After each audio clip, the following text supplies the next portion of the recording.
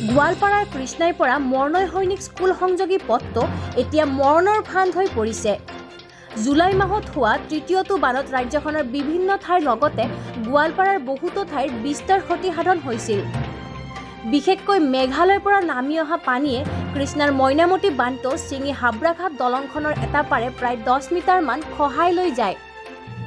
তাৰ কিছুদিন পিছতে স্বয়ং মুখ্যমন্ত্ৰীয়ে নিজেই আহি পৰিস্থিতিৰ বুজ লৈ গৈছিল যদিও অঞ্চলটোৰ ৰাইজৰ একো লাভ নহল, যেন পিছ দিলেই পৰ্বতৰ পিঠি। কেইদিনমান পিছত এখন বাঁহৰ দলং নিৰ্মাণ কৰি দিছিল যদিও সেইখন এতিয়া মৰণ ফান্দহে হৈছে।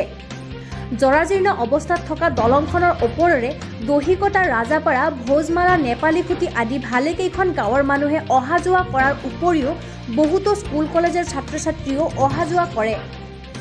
এয়াই হৈছে নেকি বিজেপি নেতৃত্বাধীন চৰকাৰখনৰ উন্নয়নৰ ফপুলা স্বৰূপ। স্থানীয় ৰাইজৰ লগতে দহিকটা, ভোজমালা, মৰণৈ আৰু কৃষ্ণাই আঞ্চলিক ছাত্ৰ সন্থাই অতি সোনকালে পথছোৱা নিৰ্মাণ কৰাৰ দাবী জনায়।